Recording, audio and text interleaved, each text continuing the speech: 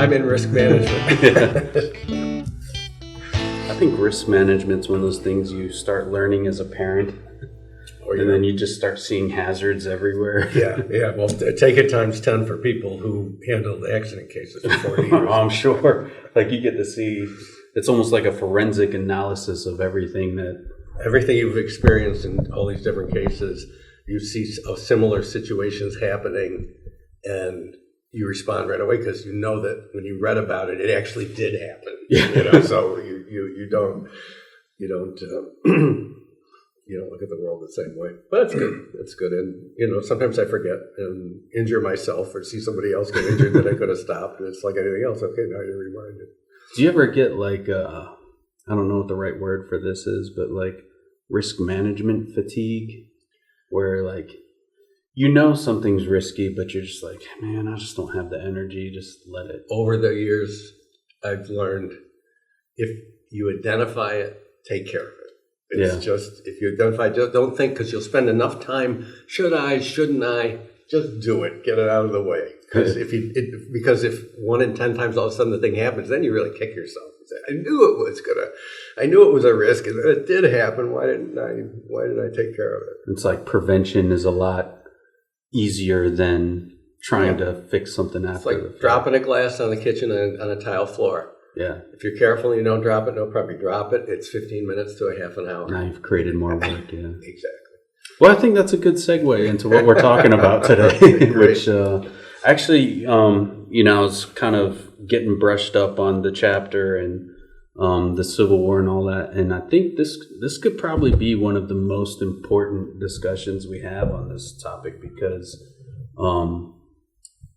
politically and everything that was going on around that time, I see a lot of parallels to what's happening today. No question about it. In terms of people in conflict, we've got a lot of conflicts happening inside America, outside America.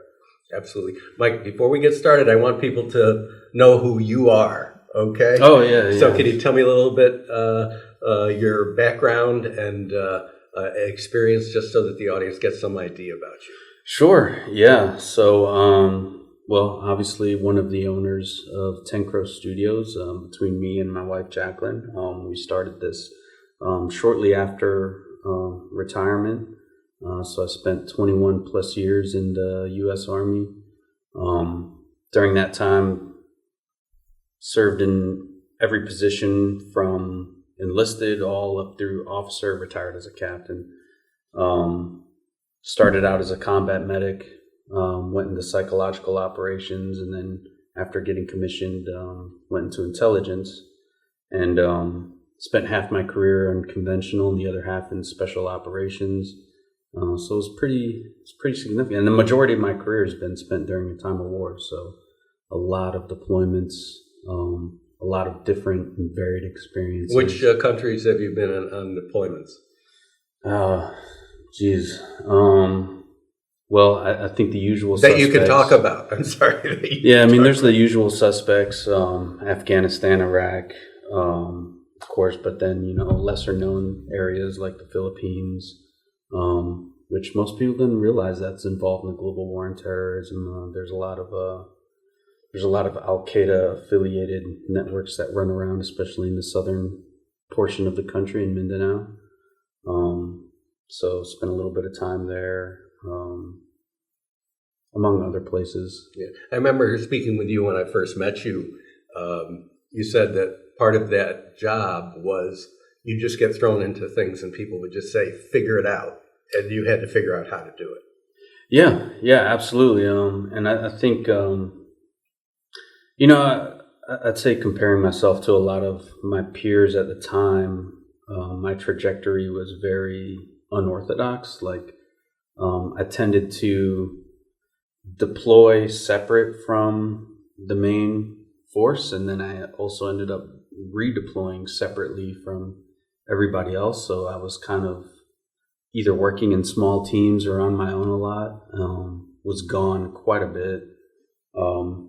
But yeah, with that comes a lot of problem solving, critical thinking, just kind of trying to figure something out on the fly. And, and especially, my last assignment was in a special missions unit, and a lot of those problems that you have to get through, there's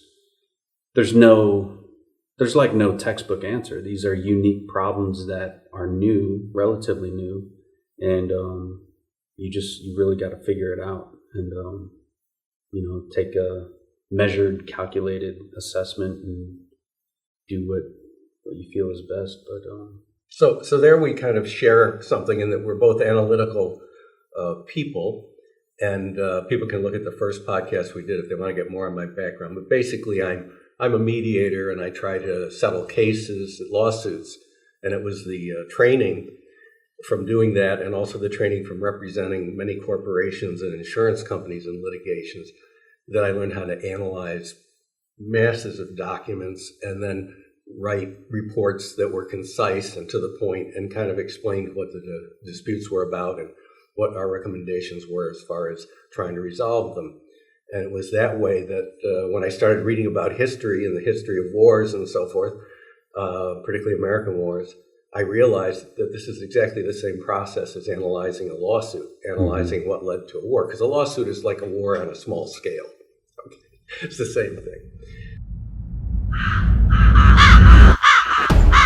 What are we going to talk about? Film, business, music, art, Technology. Podcasting from Jacksonville, North Carolina, it's Backstage at TENCROW Studios.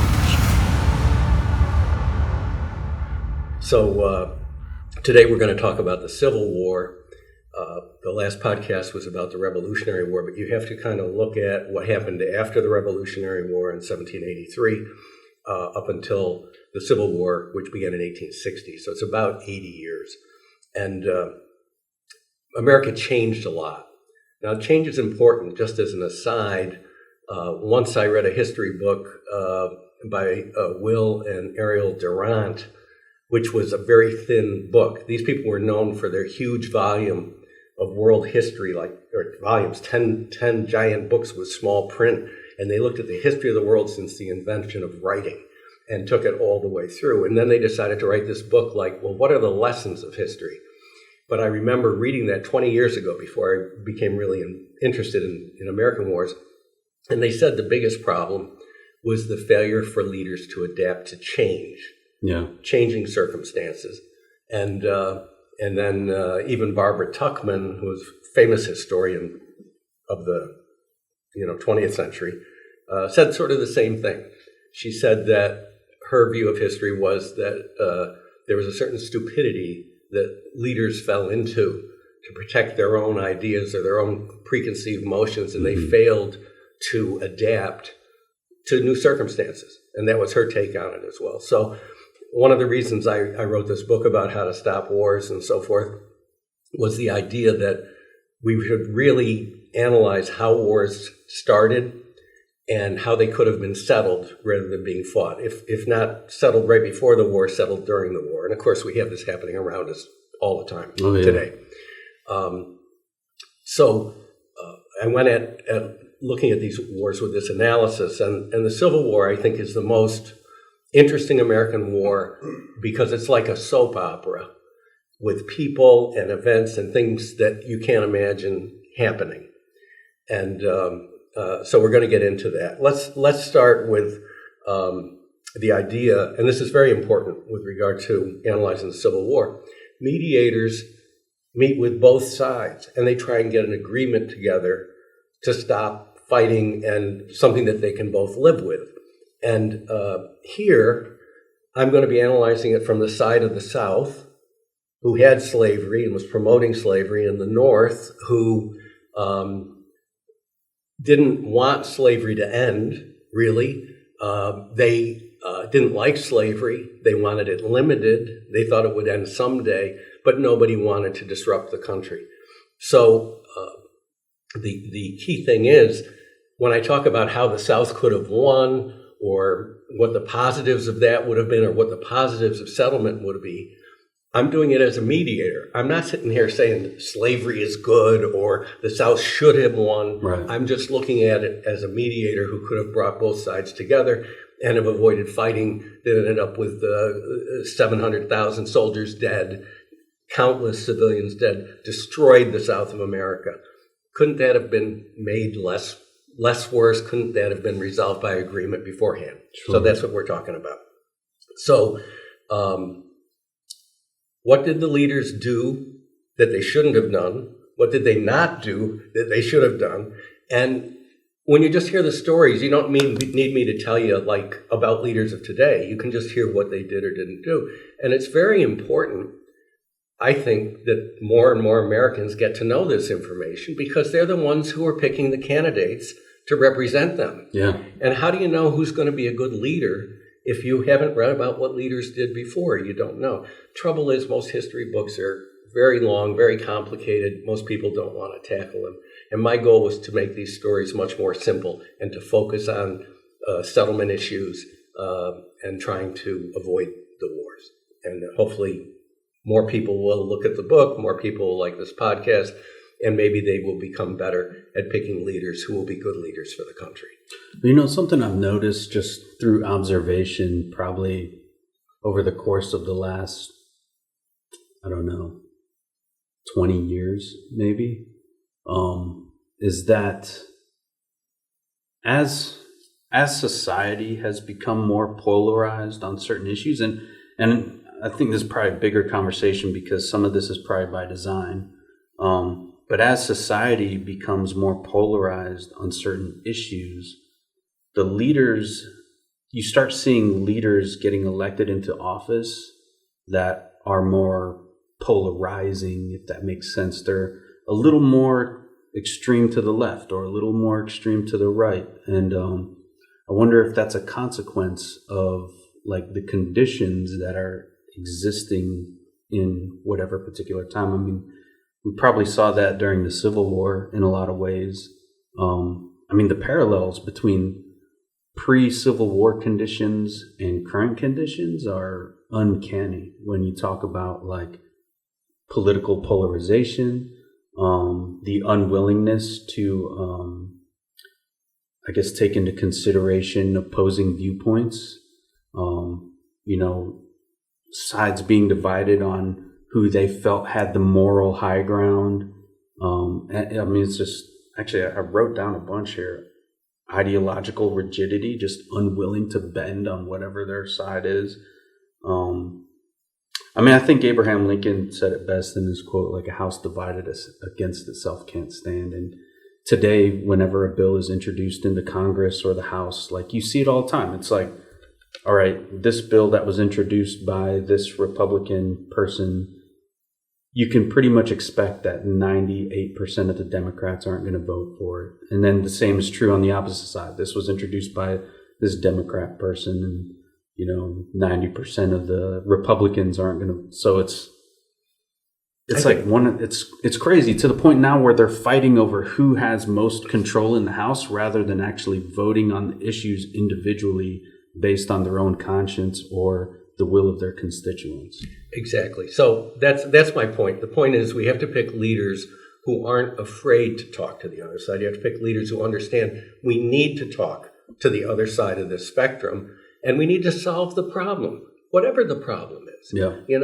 Problem solving means sitting in a room and not going off on the people on the other side and not calling them names and trying to state their argument in a way that is fair and not stating the argument like only an idiot would think what this guy thinks, mm-hmm. that kind of thing. So that's what the whole purpose of this is. And,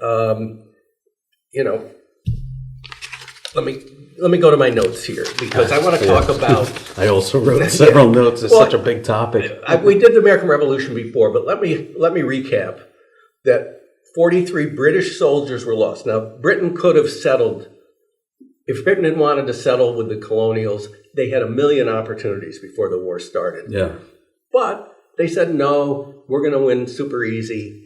It's a no-brainer. Well, they lost 43,000 soldiers. They lost 2.5 million subjects. All these American people were part of the British Empire who they had influence over and who would help them.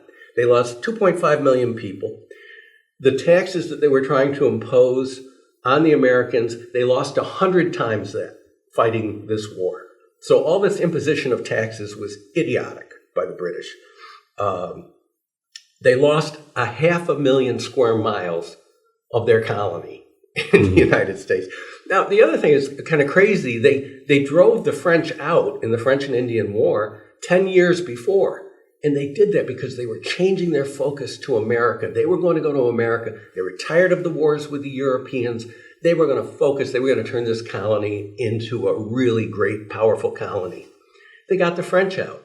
Well, guess what? Once they got the French out, the local population in the British colonies are like, oh, great, we don't have to worry about the French anymore.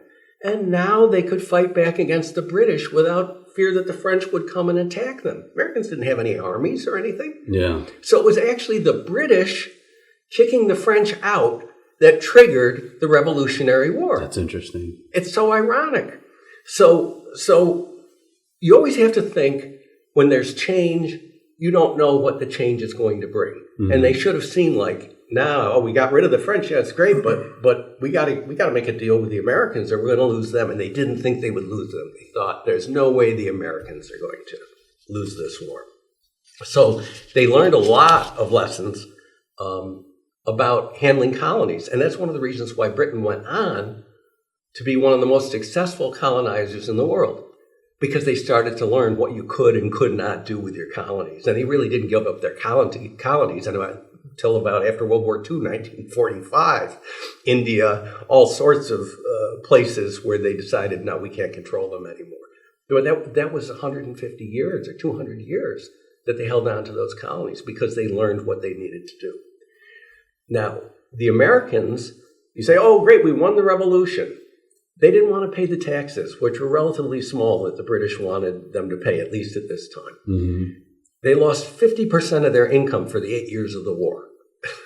So much more. Yeah, the Americans did. Yeah. So much more. And so did it have to be fought? No, it could have been negotiated. So let's go to the post-war period, because this is what brings on the change. Slavery had been outlawed in England. The United States stopped importation of slaves in 1808. You couldn't import any slaves. Mm-hmm. So America was in pretty tight financial straits during these times. It really didn't take off until the War of 1812, which was again with the British, but about 1815 or so it got over.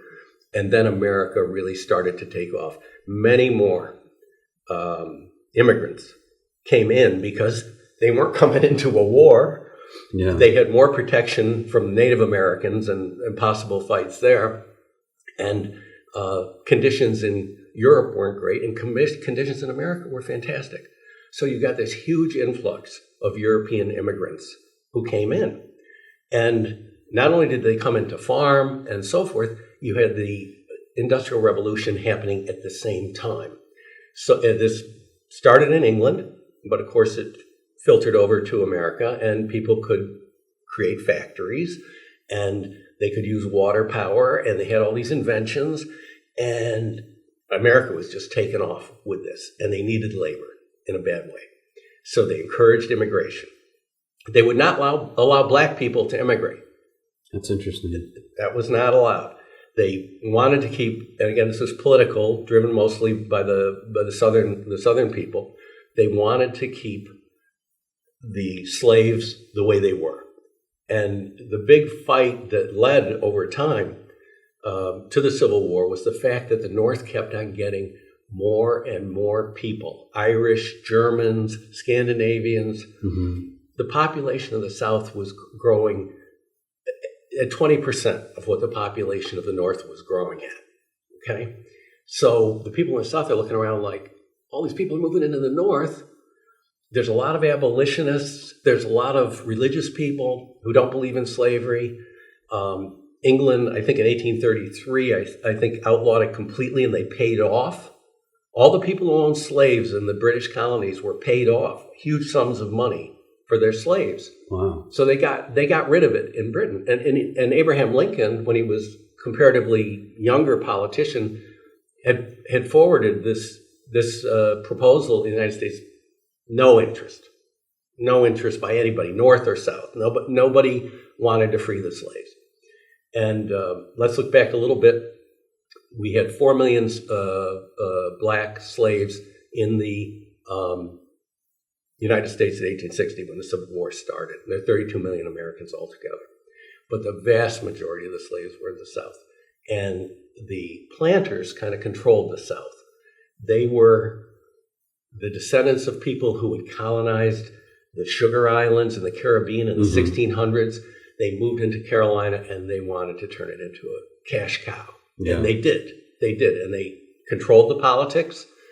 They were like kings. And they almost thought of themselves as being like kings in the sense that they were descended from the Norman conquest, and they believed in chivalry. They were very much romantic sort of figures, but they were the people who counted. Black people in their minds were like animals, and they sold this whole idea in the North as well as in the South. As they said, they're stupid. And not only that, they were made for slavery. These were the arguments that were being made. It was crazy. They were saying black people were made to be slaves. They love being slaves. They love it. Just completely dehumanized them. Yes, exactly, because that's how they could treat them that way. Now, the conflict started to come mostly after the importation of slaves was outlawed in the United States, and it had been outlawed in Britain. Now, the reason for this was it was so horrific, the way that they were importing slaves, that 1 in 5 died before they got to the colonies from the trip over the ocean. They were having 20% of the people die before they even started, and then is that mostly from like disease? Well, they packed them in the holds of these ships, and they chained them together. They let them out twice a day, and they had no bathroom facilities, so they were living in filth, close to each other, with no air, going across the Atlantic Ocean, which is a very rough ocean. You know, it's one thing to talk about those conditions, but to like when you actually see what like. That's just horrendous. It was horrendous, and that's one of the reasons why it was outlawed in England, because there was just such public response to learning the truth about this. And some of the funny thing is, some of the importers, they were good. They didn't pack the slaves in. They had bought the slaves usually from Africans in Africa who would go into the center of Africa, capture other tribes, bring them out to the coast, and sell them to the British and French and Spanish. They were all buying slaves there. And the captains who shipped these, some of them were actually pretty, humane. So they put half as many on the boat. They didn't lose so many, so they could claim economy on that. They felt better about themselves. But the majority thought you make the most money when you pack them in like sardines. Yes. And that's what they did. And they thought, so we lose 20%. They're not even people anyway. They're just animals. That was how bad it was. So it was kind of like livestock. And slaves were property and were treated like property. Remember that even like the Magna Carta, going all the way back in England, it was all about property rights. Yeah. And even today, people low-rate property rights. I mean, we saw these riots with looting and so forth. If you can take somebody's property, you can ruin their life. Mm-hmm. And that's why property has always been highly valued in America. It's the way to be free. Somebody could come in here. If we didn't have property rights, they could just take your studio, your beautiful studio that you've built away, and you wouldn't be able to stop them. Oh, yeah. That would you have to protect property. So, unfortunately, the slaves fit into that category of being property. And you could whip a horse, you could whip a slave, and there was no ASPCA. It was a very cruel and brutal time. If listeners want some great books, there's a wonderful historian named Alan Taylor who wrote Colonial Americas, and he also wrote a book about the Civil War and American Civil Wars. And he writes from an interesting perspective of all of North America. So he talks about Mexico, he talks about Canada. And there's so many interesting facts and stories. So if somebody really wants to dig in that, you can read all about it. As I said, what's the name of that book again? Alan Taylor, and it's the American Colonies, I think, and the American War, something like that. You could easily find it. Okay, we'll put it in the show description. Yeah, it's really excellent if you want to know more details. So anyway, yeah, the importation of slaves was horrific, and the people who were making money off of the slaves were using the slaves in plantations. The Carolinas, Virginia, that area was perfect for growing tobacco, and they didn't lose as many to malaria and other diseases, yellow fever, things like that, as they did in the Caribbean. The Caribbean, not only were you four out of 5 survived the trip, but after 5 years, another one of that 5 would be dead. Yeah. I mean, they were just going through people. So the overall, even though they imported so many slaves, the overall population of slaves in these islands, it wasn't that high because so many had died. And this is still continuing after 1808, after there's like no slave importation? Britain stopped it. We stopped it. France stopped it sometime. I forgot what. But this is the way the world was going. Everybody was realizing this is not humane. Yeah. Remember, you also had the Enlightenment going on, and in college they were talking about the Enlightenment. I don't know what they're talking about, but I kind of figured it out in reading the history. And basically, what it was looking at the world in terms of reason and logic and mathematics, and not looking at it like that the kings were chosen by God to lead us. So they were questioning everything. Almost seems like there was a time of expansion of the soul, where like, treating other human beings this way was not conducive or aligned to like the direction that our souls are taking. When you look at a very, very macro level, I don't know, just... Well, but this is what was going on in the North. The North attracted European immigrants, most of whom were religious, many of whom came for religious freedom. And the ethos, or the way that people thought was, we have a God and you will go to heaven if you do your own work, if you're charitable, you don't lie, you don't steal, but you do it yourself. You have to redeem yourself in labor to go to heaven. And the mindset in the South was, no, we're royalty, we have slaves, we live in our beautiful mansions, and we're entitled. We're entitled. So that's really where the conflict came. And we ended up, after the Revolutionary War, not doing anything about slavery, because we couldn't get a union together if we tried to do anything about slavery, and everybody wanted to get away from the British by that time. And then you run into the situation where there's massive growth of population in the North. And not only that population growing, but they don't like slavery. And meanwhile, in the South, they're thinking, we love slavery. We're making money. We want our kids to make money. We want to start new states, new colonies. And I didn't realize this until I looked at Ellen Taylor's book, but the goal was not just to control their own southern United States. They wanted Mexico. They wanted Central America. They wanted Brazil. All the hot weather, think of all the sugar they could grow and all the money they could make. They were headed south. If the South broke off, they were going to turn into a big colonizing country working southward. That was their plan.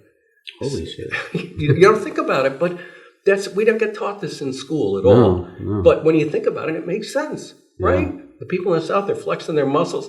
Now they're making money, too. This is the second factor that makes it such a soap opera. Because of the Industrial Revolution, cloth was able to be manufactured mostly in France and England to begin with, and they needed cotton. Cotton was the number one fabric. And in Virginia, in the Carolinas, Georgia, they could grow tons of cotton. So they were becoming fabulously rich. At the same time, the politics, because they were rich, they completely controlled the politics of their areas. And they thought they were really smart. And that's why they did so well. They didn't realize that it was luck.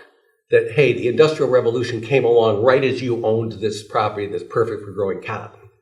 And that's why you did so well. You were just in the right place at the right time. It's sort of like Rockefeller getting oil out of Pennsylvania, and gasoline was something you threw away.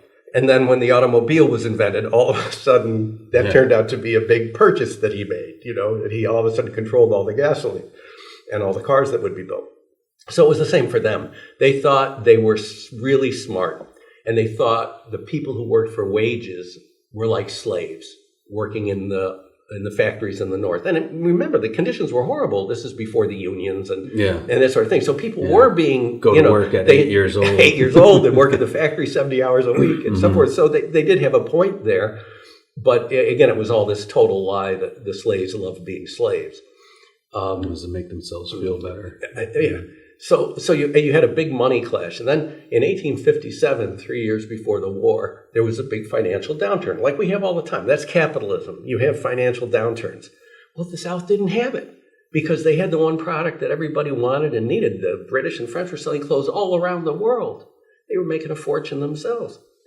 So they thought, our system works. That capitalist system up north, they're a bunch of idiots. And so they got full of themselves. And they thought, we can break away. If they're going to try and limit us anymore, we can break away. Then what happened due to the immigration of all these Europeans into the North was there was more encouragement for slaves to run away from the South because they could go into the North and they could get to Canada where they'd be totally free. And before 1850, they could go north and there was really no consequences for doing it. And the planters got upset because they're like, hey, we're losing more and more slaves. Mm-hmm. What's this mean? And then I would say our politics at that time were not good, that the South really kind of controlled the politics of the entire country at that time. And in 1850, they passed the Fugitive Slave Act. And that's really important because all of a sudden now they said, we know we're losing slaves, but you know what? Now there's going to be money bounties for picking the slaves back up. The planters are allowed to go into the northern states and grab them and take them back to the South. And anybody who helps a slave is a criminal, an escaped slave. So if you help them on their way to Canada or whatever, if you were an abolitionist, now you were committing a federal crime. Yeah. And this went up to the Supreme Court, and the Supreme Court upheld it. I mean, that's what the Supreme Court was like at that time. Okay, so they said, fugitive slave law is fine. We're protecting property. It's all about protecting property. And they're entitled to go get their property and protect it. So this created a lot like what we feel now. It created a lot of protests in the North.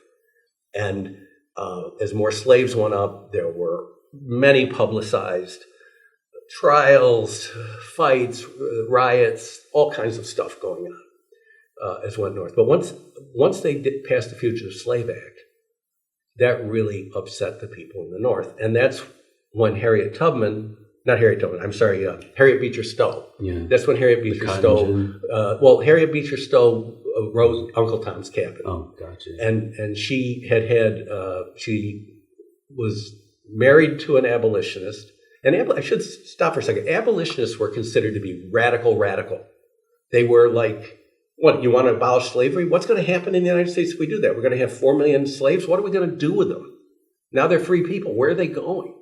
Mm. Are they going to come up north and take factory jobs away from us? We came from Ireland. We came from Germany. We're trying to make a living here. Are they going to take all our jobs? So there was a lot of... It's interesting the same concerns that you hear today about certain issues, like the parallels between then and now. It's the same thing because we have change going on. We have a lot of immigrants that came across the United States borders in the last 10 years. Mm-hmm. And that's a big focus of the recent election and everything else. It's change. Okay, how are we going to deal with that change? That kind of thing. The Fugitive Slave Act is actually what triggered the Civil War, because once in 1853 when Harriet Beecher Stowe wrote that book, it became the best-selling book in the world. Wow! And because it told the stories from a slave perspective, even though she was white, and obviously it's not the same perspective that if somebody who was a slave would have had. She heard their stories and she turned it into a novel. So she could control the narrative, but people would read it and go, oh my God, is this really going on? And they became much more advocates to end slavery due to that book. And the book would not have been written but for the Fugitive Slave Act, which the South passed. So they pushed to get it. And once they got it, that's what put them into the Civil War. And they didn't really care because they were ready, by 1855, they were ready to walk out. And all their politics was like, well, if you do this, we're just going to secede. If you do that, we're going to leave the United States and form our own confederacy. Yeah. So you're talking about.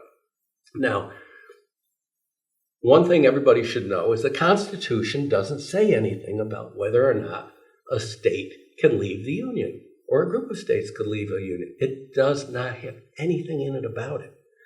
And the Southerners made, I think, a pretty good argument, like it's not in the Constitution. There's nothing that says we have to stay. And we did the same thing to England based upon liberty and freedom. When we left England, we said it was okay to jettison those guys for liberty and freedom. How ironic they point to freedom as the Jesus. Right, right. So that was their argument.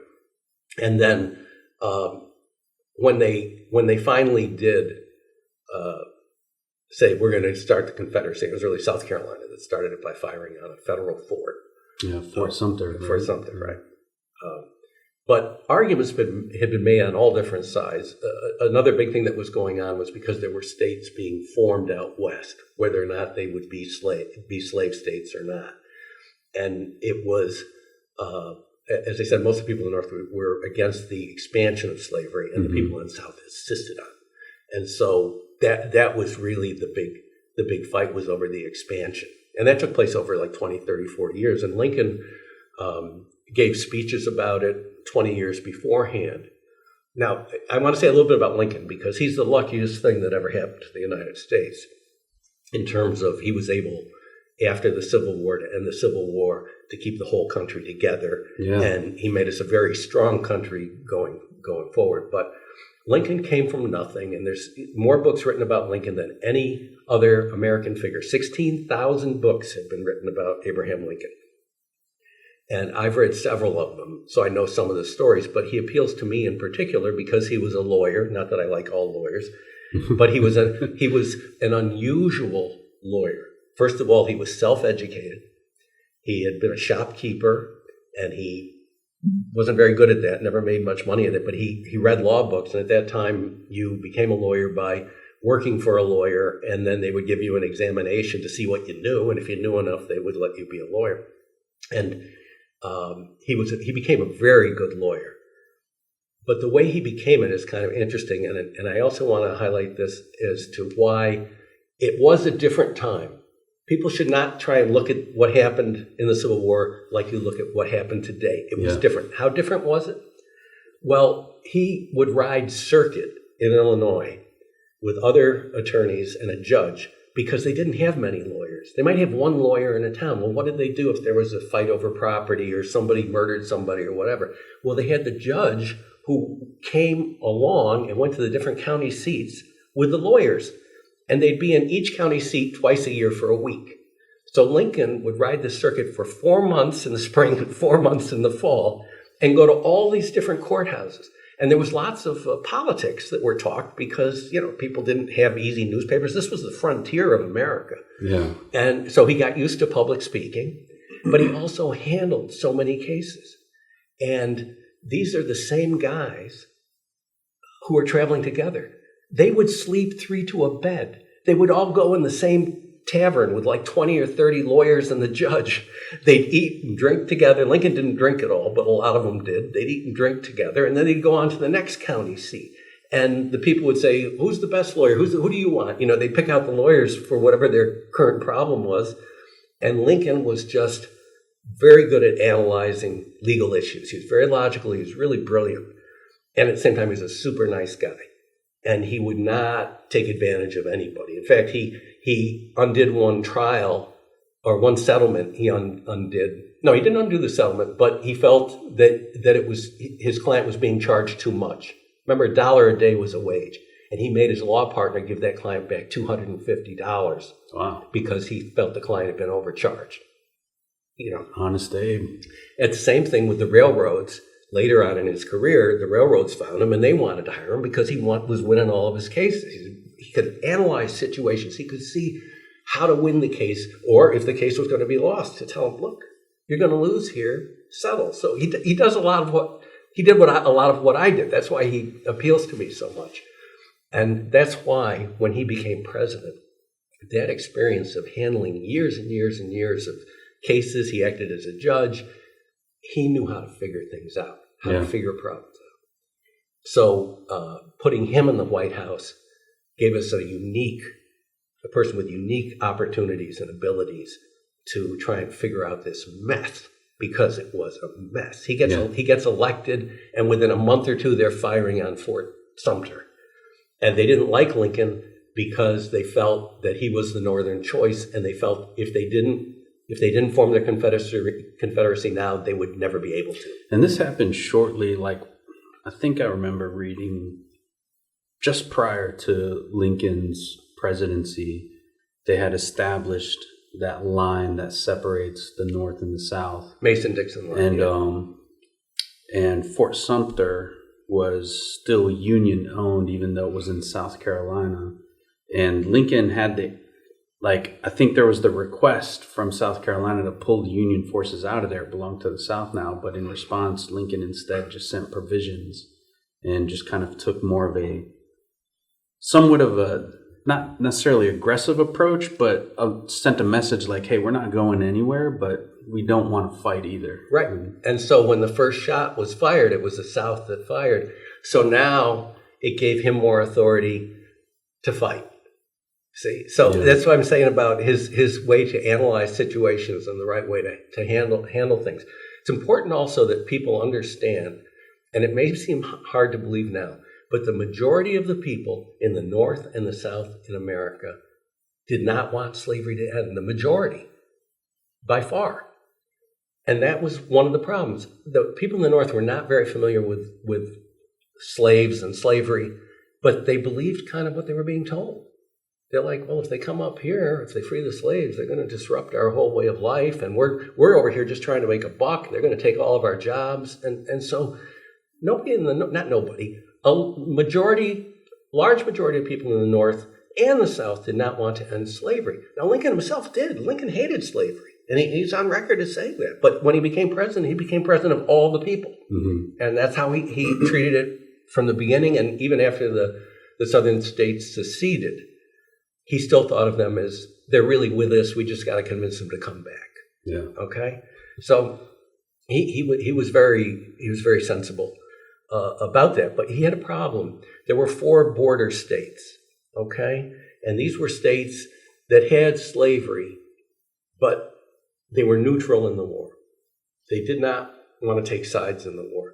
But Lincoln was very afraid that if he made the wrong political decision, that those border states would go with the South. Yeah. Even one of them going with the South might have been enough. It would be a domino effect. Yeah, and it might be enough that they could never bring them back in again.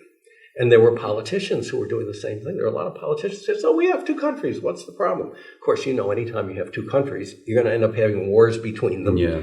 And then there's also the fear of European powers, which were still colonizing like crazy. You want to show them a weak America that just split into 2 countries? Who's coming in? Is the British coming back? Are the French coming in? Are the Spanish? Are the Swedes? Yeah, that would be a signal the Belgians, to the rest of the world. Like, hey, we can chop up America. And so Lincoln always wanted to go coast to coast. And in fact, he was the one, the driving of the spikes that joined the railroad and stuff. He was the one that ordered that during the Civil War.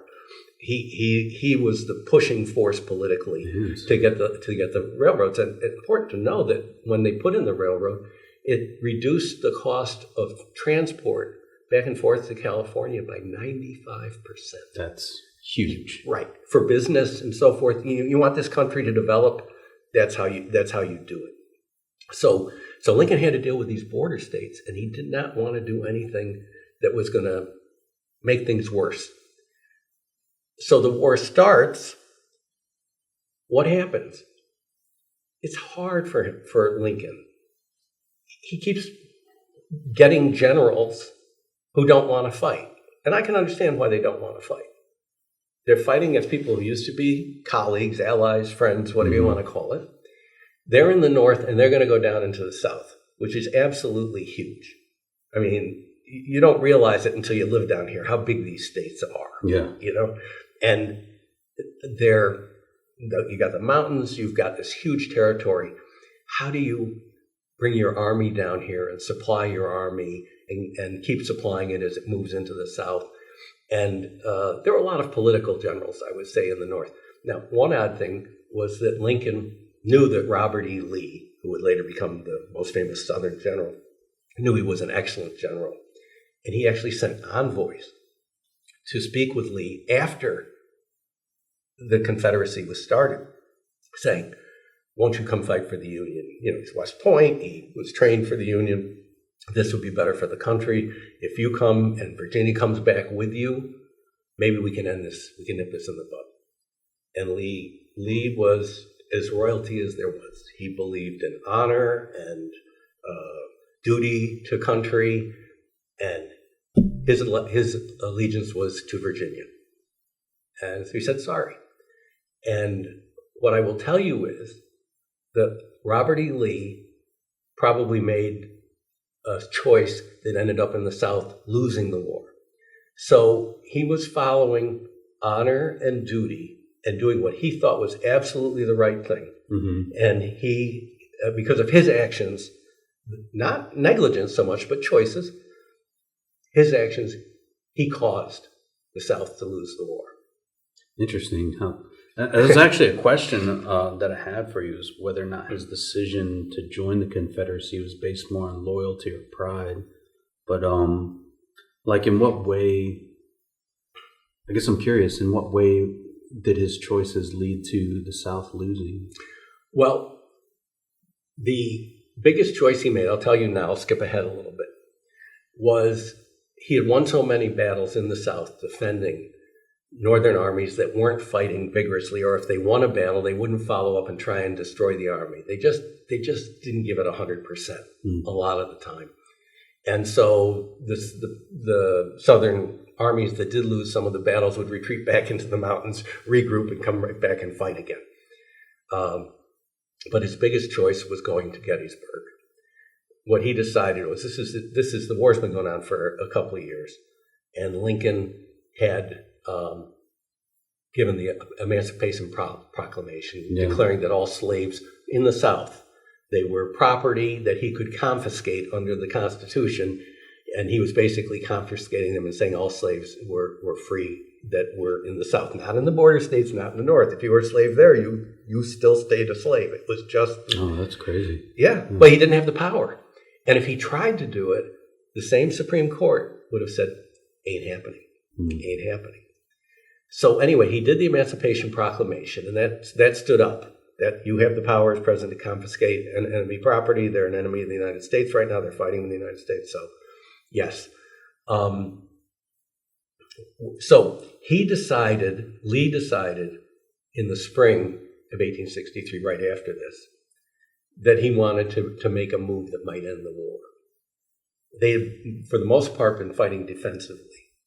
They let in the Northerners advance, and the general rule in wars is that the attacking army loses twice as many men as the defending army. Mm-hmm. It's just easier to stay behind your protections and your bulwarks, and it's harder to attack. And that's been the same in war for 1,000 years or longer.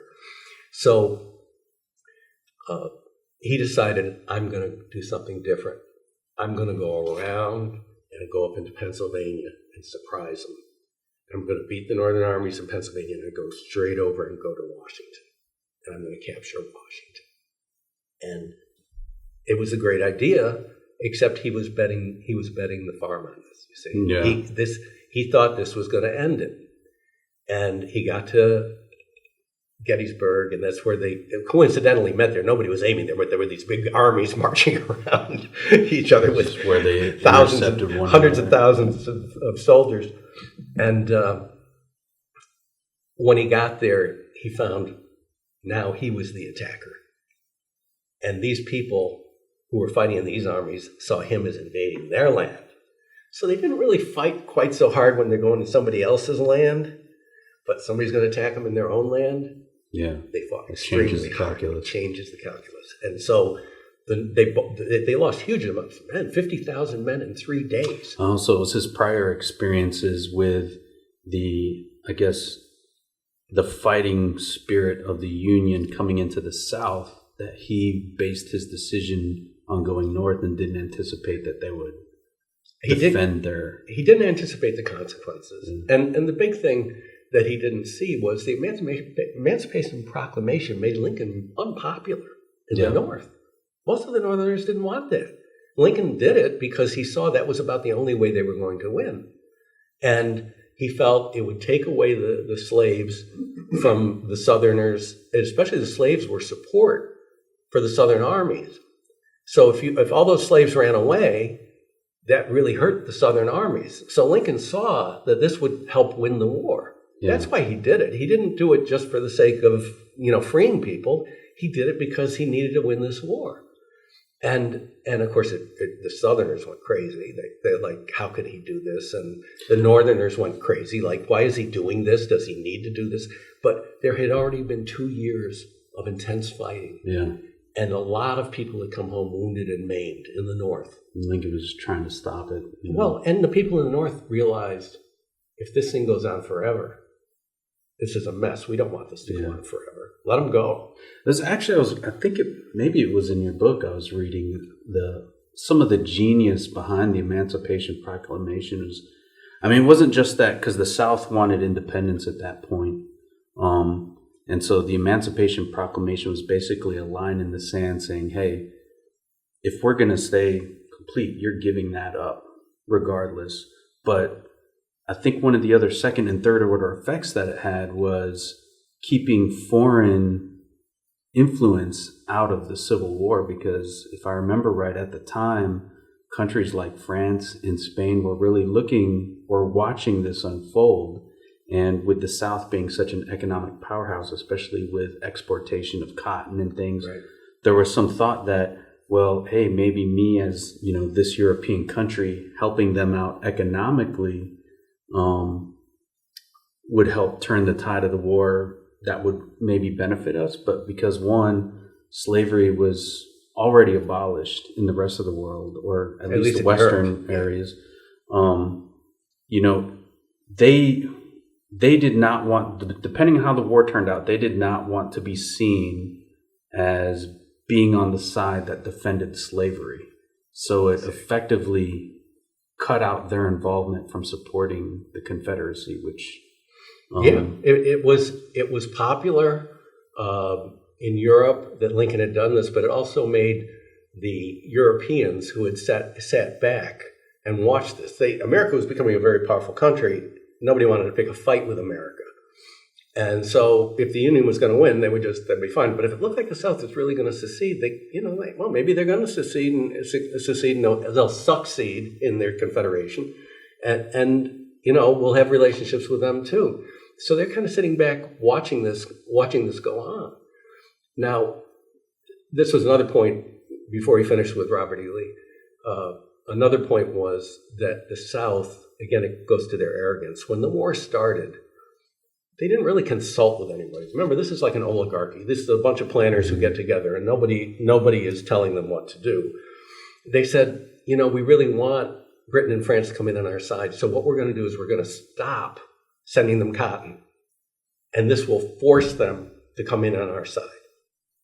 Now, if you're Britain and France, you don't like this. Like, you're trying to manipulate us. You're trying to tell us what to do. The British immediately went to Egypt and India, and they planted cotton. Yeah. And they made it through without having to buy any cotton from the South. And the net effect of this was it cut off a lot of funds to the South.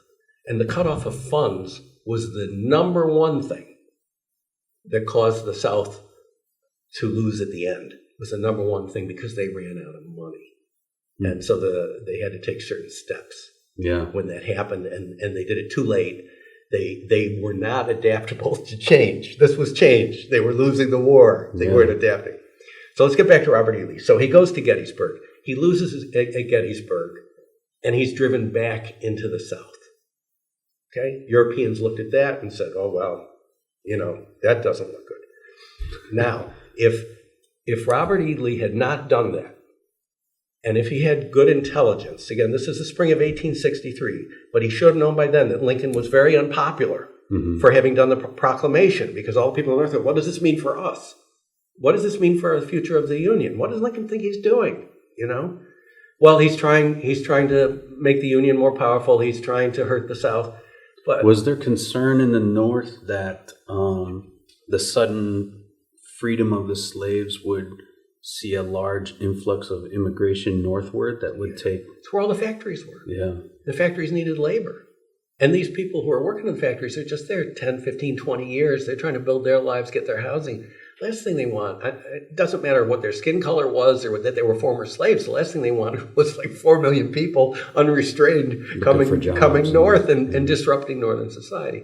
And the Southerners were playing all the race card. They're like, oh, they're going to intermingle, and your wives will have daughters with these slaves. And, they were painting a picture of horrors for this pretty homogenous white society up there.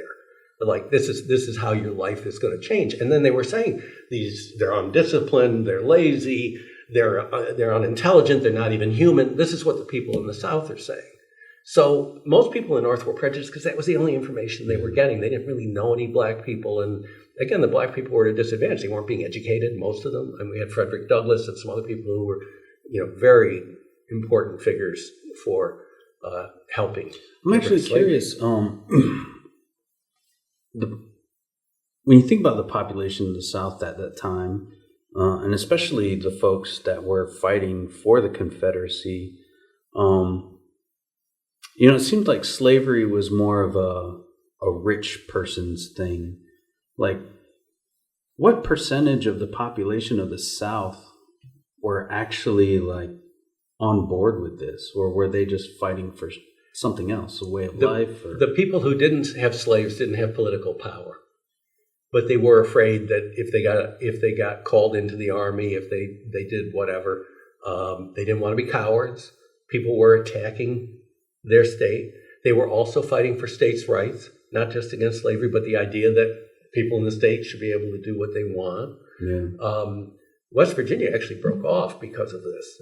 Again, it was the geography was such that if you didn't have low, flat, big fields, you couldn't really do it. And so the people who were up in the mountains and so forth, there was no benefit. There was no benefit to them, and they called it a rich man's war. And not unlike Vietnam was with us, the planters put in a lot of like, well, you don't have to go to war. You can send somebody in for you. You have to run the plantations. So they made the rules for the rich people as the planters much lighter on them than on the other people. So this hurt, but it really, the economics is what got them in the end. So not just Robert E. Lee, but these economic decisions that they made, thumbing their nose at the Europeans instead of saying, gee, we got to form our own army, we got to form our own navy, we've got to fight against the Union. Where are we going to get the money to do that? Maybe we should be sending cotton, regardless of whether or not they're going to come and help us. Yeah. And nobody said that. And so they gave up all this cotton revenue, and they ran out of money eventually. That's what happened. And we worry about inflation now. They had real inflation. And as the war progressed, it really got bad. But let's go back to Robert E. Lee. So anyway, he gets repelled. He comes back into the South. People in the North now are like, oh, well, that's good. At least we're winning some battles, right? Yeah. Knowing how unpopular Lincoln was, if he had never gone to Gettysburg and he did the rope-a-dope and he just said, okay, let's sit back here. If they come in, we'll fight them. We'll ambush them. We're on home turf. Let's just keep doing it. Sooner or later, the North will get sick of this. And that's really what the play should have been. It's easy for me as an armchair quarterback 150 years later. It's easy for me to see it. But I don't know what information or intelligence he was getting from the North. But Lincoln was very unpopular. And if he didn't get reelected, they were going to elect somebody who was much more, let's make a deal with the South. Yeah. In fact, one of the generals who was Lincoln's biggest handicap was McClellan. McClellan was this handsome, brilliant guy. And at the beginning of the war, he was made the head of the Army of the North. And he was just He could make armies. His men loved him. He had giant armies, but he wouldn't fight. Every time he got sent in to fight, he'd say, but I need 30,000 more men. I need 50,000 more men. I need this. I need that. And he wouldn't fight. And eventually, it took about a year or so, and Lincoln replaced him. But who was running against Lincoln in the 1864 election? George McClellan, on the plank that he was going to settle with the South. That's what he was pushing for. So the voters had a real choice there. Do we stay with Abraham Lincoln, who just passed the emancipation that we didn't want? Maybe we should settle with the South. So that's the dynamic. And this is why when people say, Lincoln didn't know what he was doing, I mean, he managed to come out of this thing with the Union intact. And it was basically by him putting better generals in. He would travel down to the sites where wars were going on and talk with the generals. He was intensely involved with fighting the war and getting generals who would fight. And he did. He ended up in the end getting generals that would fight. What happened to the South was they weren't taking any measures to really fix their economic problems. These guys would meet, and of course the South is huge. Mm-hmm. They would meet. Half the time the people from far away wouldn't show up. The people who did show up got drunk, fought with each other. It was all behind closed doors. They did not allow any access by reporters or anybody into their deliberations. And anybody who dissented was out. We know what's best for us. We don't want to hear any dissenting things. So are we going to start a draft? No, we're here for states' rights. We're not going to start a draft. That'd be against states' rights. Are we going to raise taxes? No, we don't have to raise taxes because we're a free, So they didn't realize you're in a war. You gotta. Yeah, there's impact. Yeah, and they were being, stupid. They were really being stupid. That's crazy. That's kind of a preview of what, had they won, like what would their government look like if they were mismanaging it that poorly? It would have probably descended in a series of wars, either within the United States with the people who are already in the United States, or it would have been foreign countries they were fighting against. Remember, we had wars against Mexico. We had all this other stuff. Yeah. So here's what really got the South. They weren't taxing. When they finally did, they would always do things too late if they had to. They put in a draft eventually when it was too late. When they put in taxes, it was too late. But they would tax the planters at 10%, and they would tax the poor people at 10%. Everybody had to pay 10%.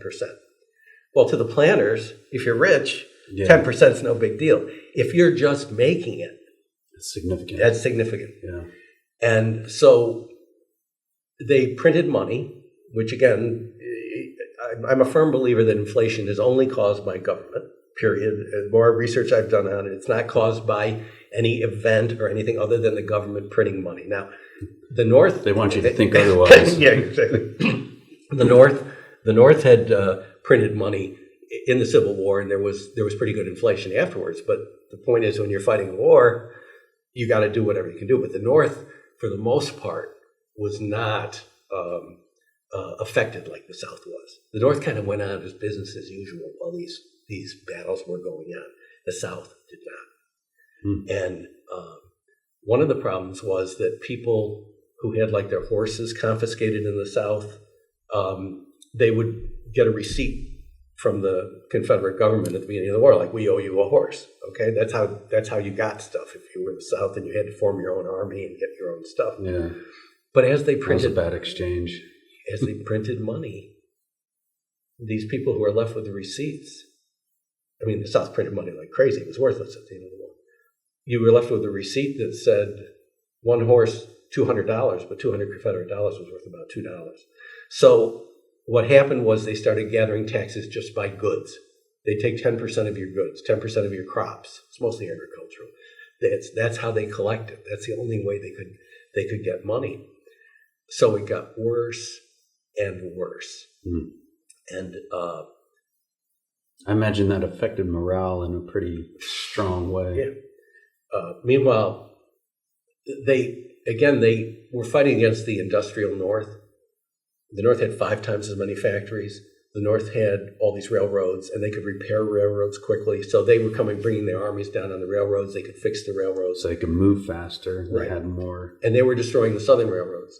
But then the South didn't have the same capacity. So it would take them longer to repair railroads, longer to get new equipment in, all that kind of stuff. So the Southern soldiers got very thin. By the time you're in 1864, 1865, it was bad. And they started getting a lot of desertions because people were like, my wife and my kids are at home starving. They don't have enough to eat. Yeah. And so even at the exact end of the war, or close to the end of the war, they even started drafting slaves in the South, something they had promised their people they would never do, because they were always afraid of a slave revolt. Always afraid. So they didn't want to because train them to be soldiers. Right. I mean, because of the number of slaves compared to white people in the South, there was a lot. And remember, Haiti had a big slave revolution in 1802 with Toussaint Louverture, and overthrew the French in Haiti and started a new government. It was a real slave revolt, really bloody. They were always afraid of that. And the Caribbean islands the same way. Like when the Civil War started, the Revolutionary War started, all the Caribbean islands, they stayed out of it because they didn't want to fight with the British. These islands would have 5% or 10% white, 90% black. You think they wanted to do away with the British protecting them? No way. They were afraid of the monster they had created.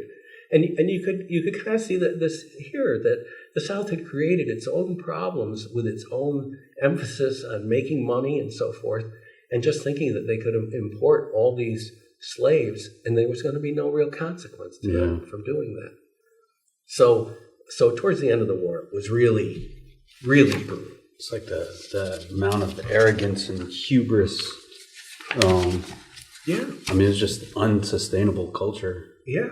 They were losing their own people in terms of them not being able to survive, although they were very proud. And the Northerners were coming into their lands. I mean, they wanted to defend their lands, and they didn't know what the post-war was going to look like. So the Southern soldiers continued, to fight very hard, but they didn't have the right shoes. They didn't have the equipment that they needed. They maybe got one meal a day. And then they had all these people in the South who ran out of food and had to leave their homes. Now, remember, when Lincoln finally got the generals in, like Grant and Sherman, who were winning wars, they ultimately decided to do total war, just destroy everything, because the people were feeding the troops. Well, if the Southern people are going to feed the Southern troops, let's destroy all their food. It was a total war thing. And Grant was pretty good. Grant didn't like fighting, but he said, you're better off doing it as fast as you can. There'll be less loss of life. If you do it halfway, the war will go on forever and people will just keep dying, like it's going on in the Ukraine now.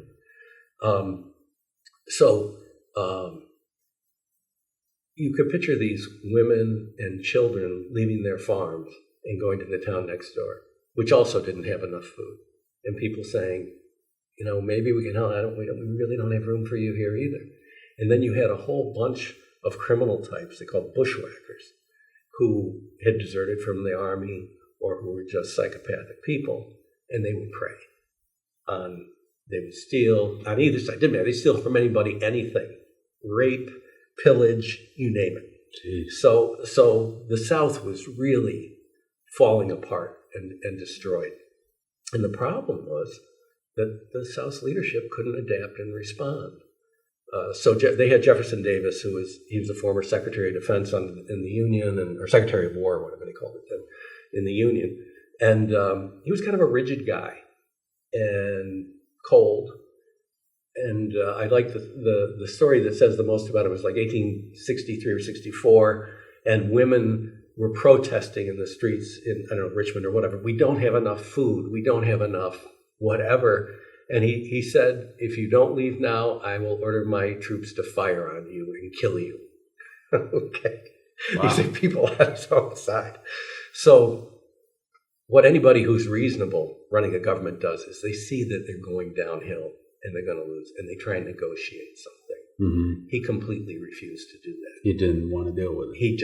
It was better to die and to have the whole country destroyed than it was to arrive at a peace that would leave the world, him living in a different world than he was living in before. Seems almost pretty short-sighted.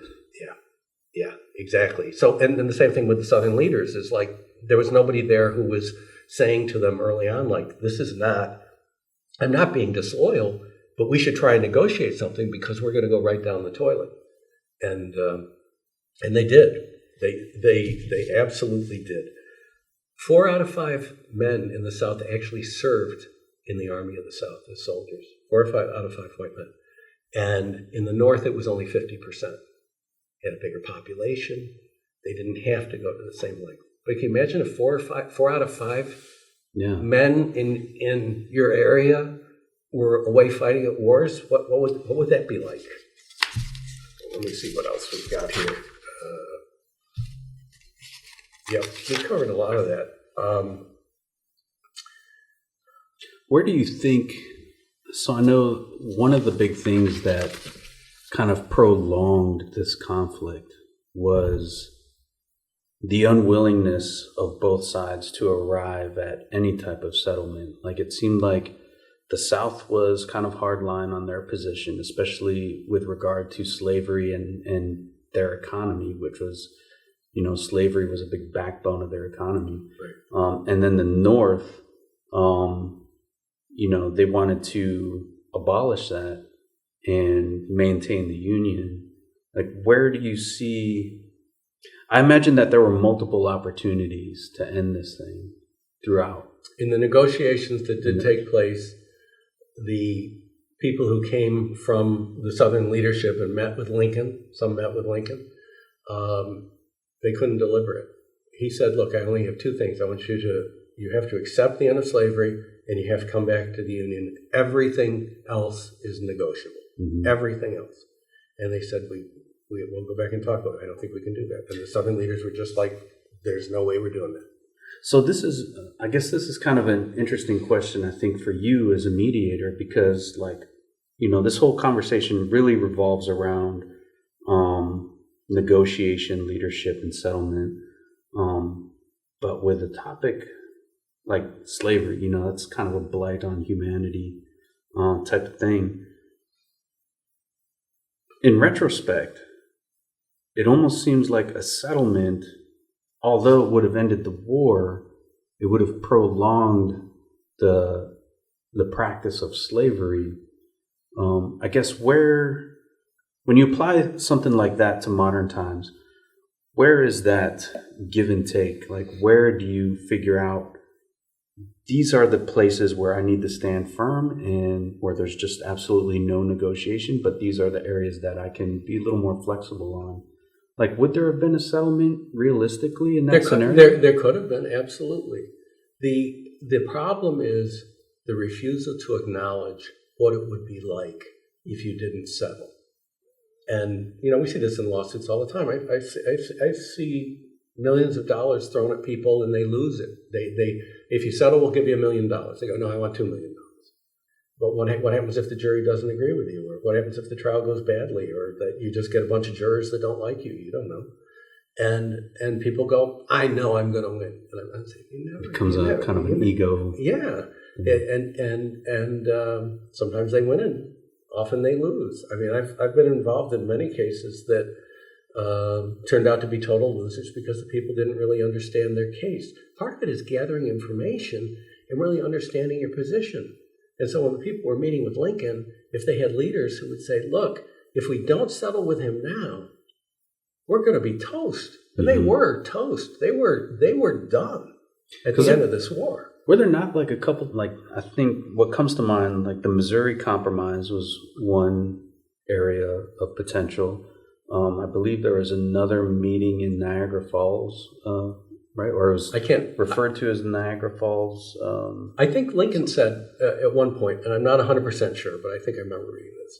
He said that he felt that slavery could be outlawed. Again, I don't know if this was before the Emancipation Proclamation. I think it was. I think he said, look, it can be outlawed. We can do it gradually.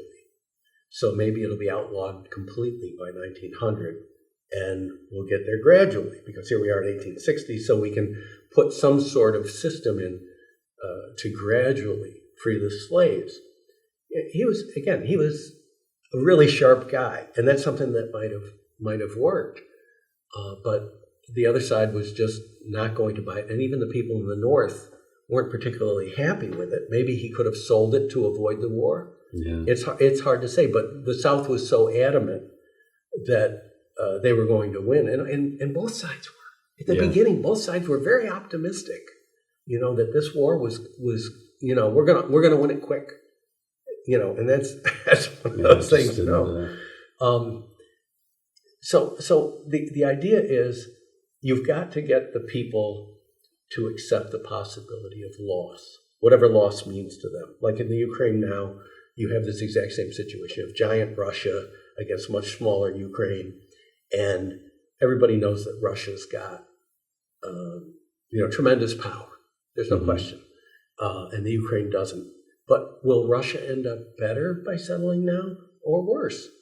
And the argument is, if they settle now, they'll have a deal. They can stop war. Their economy will return to normal. Things will be better. That's why it should be settling. And with the Ukrainians, I know many of them are like, well, why don't we give up any land? Well, the whole point is maybe you'll lose your land. I don't know. We don't know what's going to happen. Yeah. So you try and negotiate something that's certain as opposed to something which is uncertain.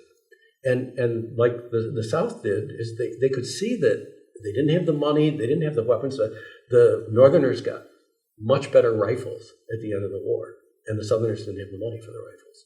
So the Northerners could shoot 7 times without reloading, and the Southerners could only shoot once. So, that was one of the things that was causing the war to be won by the North. And it all had to do with money. It all had to do with finance. If the South had plenty of money coming in, they could have bought more weapons. They had all these rivers that people could sneak up. And as I said, they could have done the rope-a-dope practically from the beginning if they wanted to, and just say, yeah, you want to come after us? Go ahead. We're not coming after you. You want to go? We'll take care of ourselves if you come after us. If it went on for 2 or 3 or 4 years and Northern people got killed and there was no progress, the odds are that the voters in the North would have said, okay, you can secede. So. And that's where I wonder if settlement in this case would have, because one, even though people were kind of not on board with the conditions of slavery, but it seemed like they weren't necessarily opposed to it as long as it didn't affect them personally. If a settlement had been reached just for the sake of avoiding the war, it almost seems like this would have been a condition that would have led to a much longer, protracted kind of war. Because, once Lincoln serves his terms out of office, now that we're a little bit stronger, we've had a chance to regroup. Let's start kind of pushing the slavery thing again. And it's one of America's big problems is the change every 4 years. It doesn't have to be every 4 years, but we flip-flop with other countries. So we take a very strong position, then 4 years later, somebody new comes in and takes a completely different position. Yeah. And a lot of other countries criticize our system because of that. We're hard to deal with because there isn't consistency. Oh, yeah. I mean, I felt that myself just in the last 20 years of war with certain allies on the ground. And, one president makes an agreement, the next president reneges on it, and it's just... But it's not a perfect world. We had kings. Before the Magna Carta, the kings could spend everybody's money and take them off into wars without any restriction. And if you look at what's happened to governments over time is the people have been able to better control, generally, the government. I would say the problem you have in totalitarian countries is that it's really, again, an oligarchy that's controlling it. And oligarchies tend to make more mistakes than systems that allow for feedback. Yeah, and so we have the feedback system. So as flawed as it is, it's still the best system. And I would also say that, and this is something that is not highlighted, economic power drives everything. Okay, You've got to have a good economy. If you don't have a good economy, you can't afford good weapons. Okay, if you don't have good weapons, somebody's going to take your lunch. So the countries that have ruled the world in the last 500 years have been the countries with the best economy. Spain stole all the gold from Mexico, fabulously wealthy. After a couple hundred years, much less powerful because, again, they were run by kings and they were not run well. Yeah. They did not get into manufacturing. They didn't get into commercialism. The English were great at commercialism. And that's one of the reasons why England was powerful, even though it's this small, relatively small country. It was the most powerful country in the world for 200 or 300 years. They kind of lost their economics when they lost their colonies, because the colonies were what was providing all the resources and income that was really making them rich. So you look at America. America's sort of the inheritor of the British system of commercialism. And if we have a problem, one is sometimes we can be too commercial. Yeah. Everything is focused that commercial is good no matter what. There's got to be balance. Yeah. But we have to understand that commercialism is what provides us with military protection, and it also provides us with quality of life. Okay? And so when a senator gets up and says, big corporations are bad, banks are bad, and they're getting rich and they're making money instead. No, they are providing the economy that is getting everybody employed, that everybody's making money. You have to protect these institutions. You don't want to give corporations free range because they're like people. Yeah. If you don't watch them, they'll try and get away with things to get more profits. Mm-hmm. So you do have to watch them. But you have to encourage them. You have to encourage people like you who started your own business here with this studio. You want encouragement because you're putting people to work and you're adding to the economy and you're providing valuable services, doing films and recordings and all this stuff. And it's an outlet for your creativity. You can do all of this stuff because of the American system. And I can do what I do because of the American system. So I'm a big person in saying, look at what makes your system really works. It's not just votes. You want to collar all the votes, and if 100% of people vote to all the corporations and the banks are gone, great. Yeah. You'll have another country running this place in 2 years. So look at fundamentals of why nations are strong. And I do get into it at the end of my book, the concept that we shouldn't be trying to control other countries. What we should be trying to do is run our country the best way we can, commercially, do whatever we're going to do, and set an example for the rest of the world of how well we operate, because then people will copy us. But don't try and go in places and install democratic governments, or don't try and push people so hard for trade that you alienate them. Oh, yeah. No, that just doing it by force just leads to instability. Exactly. When we do the Vietnam thing, I mean, that's exactly what was going on, and we still have the remnants of that today. Mm-hmm. You have people who overestimate the power you have.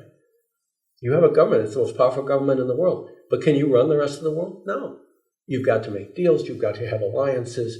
You've got to take care of the fundamentals in your own country. You want high-quality education. You want all these things. You want immigrants to come in who give you what you need. And, I mean, the problem with the immigration we had, it was with people we didn't pick. Some of them were terrorists and so forth. Right. And, I mean, and many, I know many, and they're great, but you still have to pick between those people. You just don't open your borders. And you should be encouraging the brightest and the best people in the world to come work with us. We want them on our team. Yeah. It's like a baseball team. And this is also, I think, a very important point. People who think they're the chosen people, that they have a monopoly on the truth, or that their race is the superior race, or whatever, they're the losers, long run. Mm-hmm. The Germans went after the Jews. What happened? A lot of the Jews went elsewhere in the world, including in the United States and Israel. Having many Jews here who weren't here in 1920 has only made our country incredibly strong. So it was Germany's loss because they were prejudiced. Yeah. So I have very strong beliefs in that. You see that time and time again play out. But at the same time, I guess it's finding that balance, because it's just like that age-old saying, all things in moderation. Anything that is good, allowed to just continue unchecked over time, starts morphing the opposite direction. It's almost like a pendulum swing. And if you don't control that, it's just going to go extreme one way or the other. Right. And there's the moderation, taking the middle ground. I know you've got kids, I've got kids. You don't want to be too strict, and you want to be too lenient. Yeah. There's a happy medium. It's true with most any kind of political entities. You want room for dissent, but you don't want room for destruction. Mm-hmm. That's the. You can't let people get away with doing things without having responsibility for it. They can't hurt other people without responsibility. It's almost like, looking at a macro level, like nations are really just a macro version of what happens fundamentally just within our own families. I actually wrote down a quote here from Frederick Douglass that I thought was amazing. It's easier to build strong children than it is to repair broken men. Yeah, what a great line that is. That is absolutely true. And it is about education. And it's not about education to the party line. It's not that we teach everybody the same thing in the same curriculum in the same place that maybe the people in power and government has picked this curriculum. Yeah. That's one of the reasons I wrote this book, is I wasn't learning much of this stuff in school because nobody would ever criticize the United States or say they did anything wrong. And so you're a student growing up, and we really thought, in my era, we really thought like the Russians are bad and we're the good guys. Oh, I remember like being young, and I don't know, this probably happened a lot more often in your generation going to school, but even when I was in elementary school, starting out, they would still do those drills where you'd have to get under the desk because of a nuclear bomb or something like that. And like that was going to do anything. It's really just to make you feel better while you burn to death. I remember fondly being 10 years old and getting out of school at 2 o'clock one day, and they said it was something to do with nuclear war. I don't know what it was. And we went out and played in the yard, and we were all happy. It's all in your perspective in terms of what people are worried about. And if you go back 100 years in newspapers, what people are worried about are not what we're worried about today, by far. And it's going to be even faster now with AI and all this stuff. The world is changing quickly. So we have to have leaders who can adapt to the change. Mm-hmm. That's really important. And I can't even foresee what it's going to be like in 10 years with the way that AI is going now. I get on my phone, I ask it a question, and I got the answer in 2 seconds, about when the basketball game is, or whatever. I'm relying on it like a personal assistant now, much more than I did even a year or two ago. Absolutely. Yeah. It's crazy. So we need leaders who can, and voters who can pick the right leaders. Now, that was one of the things I was going to say today. I thought of the line. When I was a little kid, there used to be ads on TV that said, vote. You must vote. You don't care who you vote for, vote. And I'm like, what does that mean? I don't know who to vote for. I don't know anybody. It left me mystified. But now I see it as something that's really wrong. It should be educate yourself, then vote. Oh, yeah, absolutely. Exactly, because they think they've made it, the people sending this message have made it like you're a person, you can vote, and that you're good. Mm-hmm. No.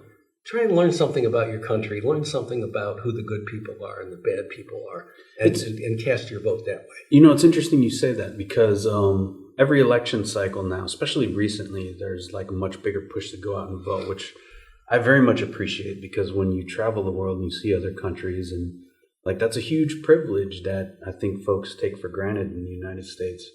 But one of the things that's lacking that I found, even at the local level, is you can find a list of candidates, but it's much more difficult to find where each particular candidate stands on a certain issue that may or may not be important to you. Like, it's much harder to find that information than it is to find out who's actually running. And so I think those are things that make it easier to introduce manipulation, to introduce propaganda, because you're preventing people from being able to educate themselves and make an informed decision. And I guess that just going back to the Civil War discussion, right. Some important things that I think are, to reflect on and apply to what's going on today is, then you had a very divided country over certain issues like slavery, economy, cultural identity. Fast forward to now, the country's now even more increasingly divided over certain issues. Immigration just being one of them.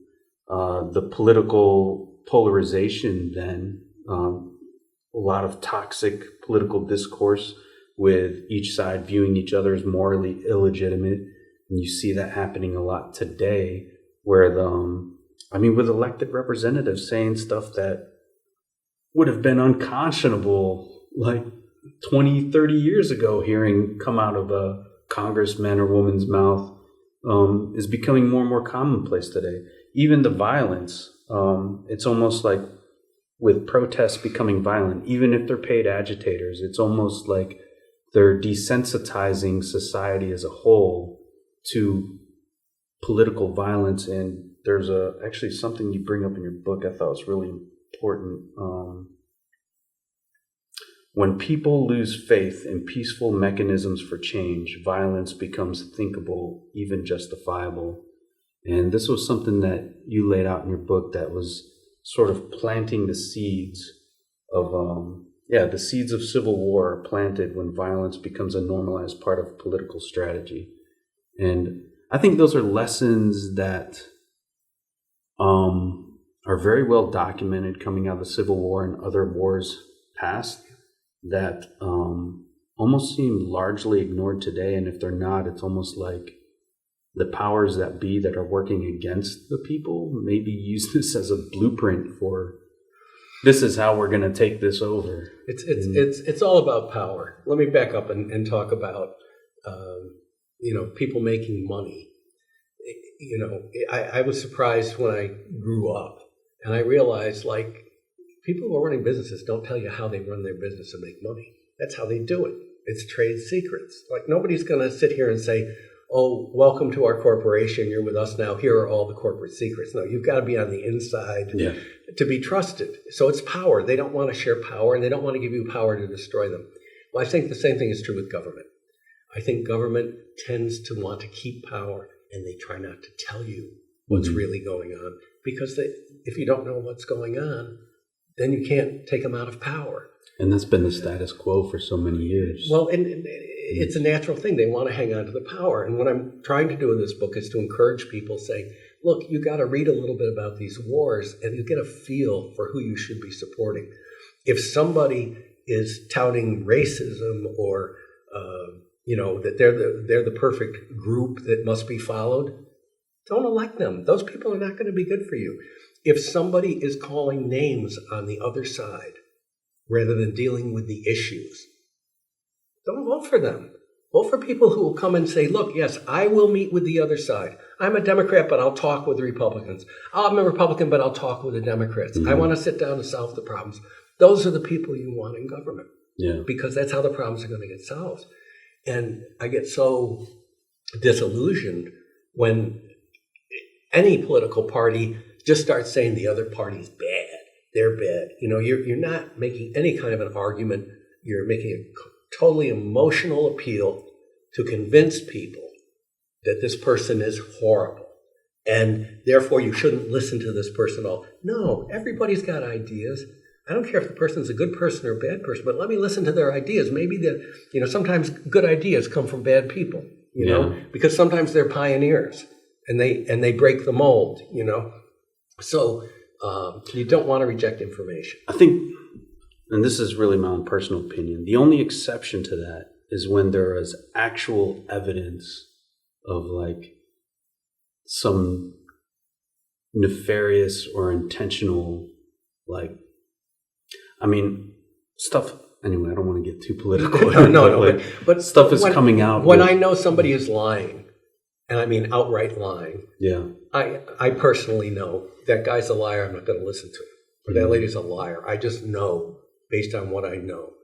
You don't want to elect liars. They'll lie to you. And Lincoln was fascinating because he never lied. That's why they called him Honest Abe. He might not tell you everything, but he would never make something up. And while he was leading our country, he kept right on target. He never changed the whole time. And that's why when people go back and read his stuff now, they can't believe how good it is. And I strongly recommend, there's some great biographies of Lincoln. And you get such a good feel for how the guy was really just trying to do the right thing in his mind. He believed that the Civil War, he wasn't a church-going religious person, but he did read the Bible, and he knew all the stories in the Bible. He believed that the Civil War was God's retribution on America for slavery. That was his personal belief. Yeah. Very moral stance on it. He knew slavery was inhuman, and it's the price. The Civil War was the price we paid. So Alan Gelzo is one of the best historians about Lincoln. He's got a great book called Lincoln Redeemer, I think it is, President Redeemer, something like that. It's just a great book that gets you inside the head of Abraham Lincoln. We need leaders like that, moral leaders trying to take care of people, acting in accord with what I would call Judeo-Christian beliefs of how you treat people. And it could be any culture. There's lots of, I know Islam has a lot of things about treating your neighbor well and hospitality and so forth. It's only the radical Islam people who are taking it into violence. And it's crazy. Like he was assassinated because of that belief. And 10 days after the Civil War ended, he was assassinated. And he didn't sleep for the last 2 years of the war. He was depressed. He kept it all in his head. He lived it. Oh, what reason would he have had to be depressed? Yeah. Well, you think about it. Let's see. Yeah, I want this job. I just got elected president, and I got the country splitting in half and going to war. Yeah. I mean, talk about a stressful presidency. Yeah, it makes our times look comparatively easy, and especially if you get into the details of the Civil War. There's just so many interesting things about it. It's very dramatic. What would you say? It really defined America. Of all the wars that America's been in, this defined what America actually 100%. is. Like it would have been the difference between the U.S. existing like it is today and just not at all. Right, exactly. So the funny thing is, Jefferson Davis said, "I'm not going to give up my inheritance." That's what he called it, his inheritance. That's how he thought of it. That's how the Southern leaders thought of it, right? What inheritance did he get? Nothing. And he left his whole people. That's the our dog's studio coming. hound, yeah. Yeah. He left all the people of the South so much worse off than they were before. So, he wasn't a leader that you needed there. They needed to get somebody in who could conciliate and recognize the deep trouble that they were in. Yeah. And they refused to do it themselves. And if you were the poor people there, you're stuck. You're running out of food. Your wife and kids are starving, and people are invading your country and burning up all your stuff. This is something that could have been avoided much earlier. So that's why I'm in the mediation business. I think if somebody reads this book, they'll see that all three wars, they could have easily been settled. They could have avoided a lot of stuff. Now, was it better if Lincoln was able to put something together that ended slavery in 1900 and that would have kept people in slavery for another 35 years? How can you say that that's a good outcome? Well, I'm just being a mediator. I'm just saying it could have been settled that way. And because I would say encounter that as well, losing 750,000 lives and tremendous destruction of property. Is that better or worse? I don't know. I don't make those decisions. Yeah. As a mediator, I go in before there's the mess and hopefully avoid the mess. That's what it is. And luck is such a big factor. Most people didn't know that most of the deaths of soldiers came either from accident or from disease. Okay, because they're living out in the swamps, they get malaria, God knows what. Yeah, but it actually changed the way we operate as an army today. Well, I'm sure. I mean, that's one of the advantages of wars is you learn how to deal with the world of the future. Like we are now, all of a sudden we got drone wars are here. It's just a completely different scenario. But people should understand that in the Civil War, any soldier from either side who went in that war had a 1 in 6 chance of dying in that war. That's pretty scary. If somebody says, "I go off and fight war," and you knew those were the odds, how many people would say, "I'm running"? Yeah. That's something that you have to take into account is luck and uncertainty. We were lucky we had Lincoln. I swear, if we didn't have Lincoln, we probably would have had two countries, and God knows what the last 100 years would have been. And I talk about this a little in the book. It's like, well, if we had two separate countries, we don't know how stable they would have been, but what would have happened in World War II in Europe? What would have happened there, assuming Europe continued to go without us being really involved in it? When the Germans took France and were headed towards England and we weren't there, and we weren't there for D-Day because we maybe had 3 or 4 countries in what's now the United States. Who knows which way it would have gone? Yeah, the world would be so much different. You don't really know, but it's always better to try and negotiate for something you know you can live with than take chances on something that maybe you can't live with. Yeah. And that's what I tell people in solving their lawsuits, but I felt that reading about these wars, I felt the exact same thing. You've really got to, you want leaders who aggressively negotiate, keep looking for opportunities, and you want leaders, hopefully on the other side, who are willing to listen. And that's all you can do. But definitely important to educate yourself as a voter, to not vote for people who lie, who call names, who do emotional appeals, and look for leaders who are willing to make deals with the other side and solve problems. Like I think the biggest one right now is immigration. And everybody knows that this is a problem that needs a global settlement now. And you've got all this stuff going on, and nobody knows how it's going to end. The political leaders should get together, sit down, figure out something that works, that everybody can agree on, and a lot of the unrest will end. Maybe as one of the final points here, one thing that I wanted to point out when we're talking about the American Civil War didn't start with bullets. It started with people refusing to listen, compromise, or see humanity in those that they disagreed with. And today, we're kind of facing a similar test. And so I guess the question becomes, can we resolve our differences through dialogue, or will we repeat history? And I think it takes the right type of leadership to recognize that and really act on the best interest of the people to avoid something as terrible as what happened in the Civil War. And the people have to do it if they want it stable. It's your duty as a citizen to learn more so you can become a good voter and maybe provide stability for your country. Now, take Japan in World War II. There was no dissent in Japan. It was an imperial thing. The emperor was God, and they thought they were the chosen people, and they were attacking all over Southeast Asia. They had the chosen people ethic again, that what was good for Japan was good for them. And they were horribly destroyed too. Yeah. They were horribly destroyed. But, the Americans were very smart. They rebuilt Europe. They helped rebuild Asia.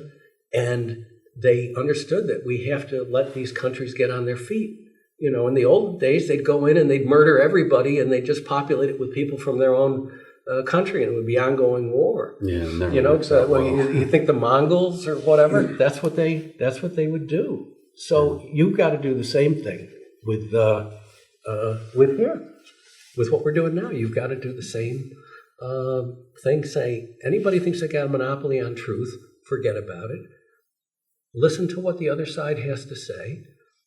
Let's just take immigration as something that I think we can all agree that there are many people who have emigrated illegally. Mm-hmm. But who have good jobs, have raised families, and have bought into the American system. At the same time, we have to agree that many people have come in now who we don't know who they are. Yeah. And criminals, terrorists, you name it. And they have to be identified and gotten out. It's insane not. You don't want another 9/11 to the extent that you can prevent it.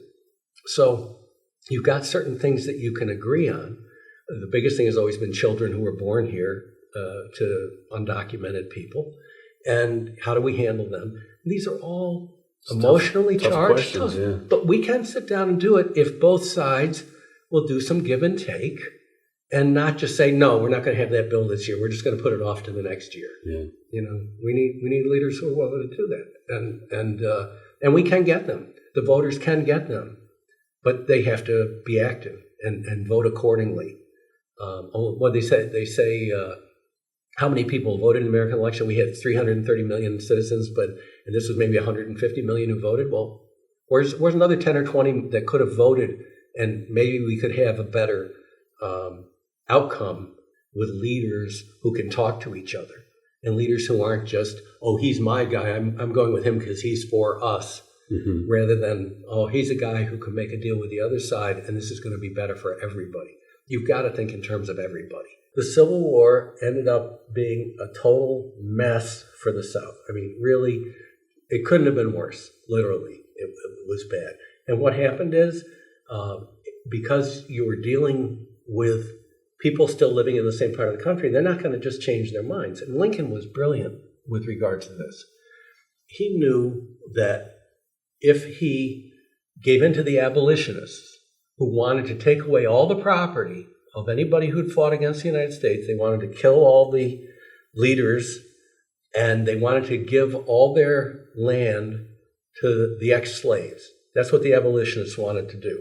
They thought it was only fair. Maybe it was only fair. But the reality of the situation was that you were still going to have a huge white population who had been disenfranchised by their own wrongdoing, no question. But they were going to be down there too. Yeah. And so that means that the North would have to pay for a standing army, and there would be ongoing wars. You might have further rebellions going on in the South, and it could have turned into eternal war for 100 years. And so he said to General Grant, before Grant went down and accepted the Robert E. Lee's unconditional surrender at the end of the war, he said, look, we want them to come back. We want them to return and become part of the Union. We have to treat them very well. So Grant said to Lee, he said, your soldiers can take their horses home. This is April. They can take their horses home and go farming. We're not going to confiscate their horses. They can take their sidearms with them for protection, and so they can hunt or do whatever. But they have to promise never to fight against the Union again. That was it. So instead of there being this huge punishment and total chaos that would have erupted, he set the stage. He got killed 10 days after the war was over. He set the stage. And the plan was that if 10% of a state voted to become part of the Union, they would be allowed to be in the Union, but there had to be at least 10% of the voters who wanted it, and then they would work it out. And again, being the brilliant lawyer that he was, he put a system into place. Now, was that going to fix prejudice? Was that going to fix this mess which was there? Yeah. No, it took a long time. And really, it took until the Federal Civil Rights Act 100 years later with Lyndon Johnson that really it became illegal to disadvantage someone because of their race or their creed or their color. And it's a wonderful thing. And it probably took 50 years of affirmative action and so forth to try and put some of that into a place. And now I think we're at the point where I'm hoping that the world becomes a colorblind situation, that color makes no difference at all. It's what Martin Luther King talked about, the content of their character is what counts. And I've seen just in my life, we've seen people from all over the world come to the United States from all different areas. And as you get to know them and as you get to know their children, I found that it's a unifying thing. The children all speak English. That's really important. I spoke to a lady once from India, a very bright lady, and she said the problem with India is we have 12 different languages, and people can't talk to each other, and that's why we're fighting all the time. We at least may need to make sure as quickly as possible that everybody speaks English in America. They can have their own languages too, just like anybody else. Yeah. But if you can't communicate, you can't resolve differences. And it puts everybody, regardless of color, on the same side. Now I watch a million Netflix shows from all over the world, and they're indistinguishable. And color has nothing to do with it. Yeah. It's and good shows, bad shows, and I'd say the vast majority of the United States. Prejudice is gone. There's still going to be a few people who feel that way, but it's getting smaller and smaller. And again, I would agree. And it's due to familiarity. Like, wow, They're great neighbors.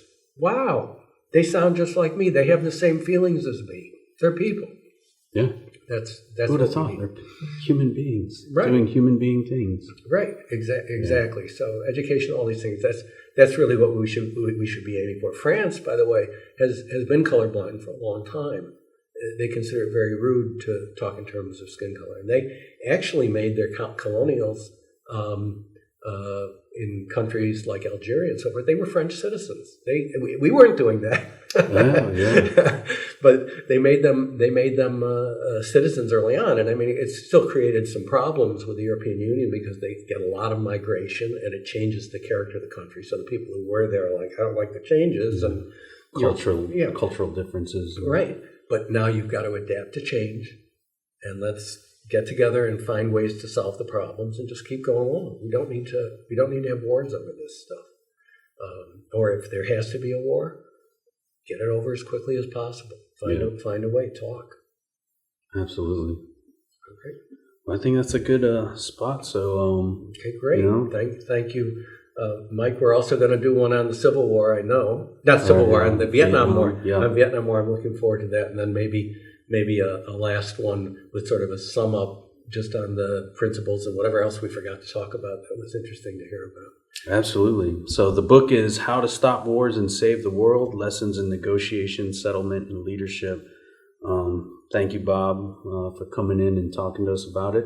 Thank you, Mike. For those of you listening, you can find this on Amazon and everywhere else that books are sold, even on audiobook, which was recorded right here at TENCROW Studios. So we appreciate it. That's great. And thank you, everybody, for, if you stay to the end of this, I give you great credit.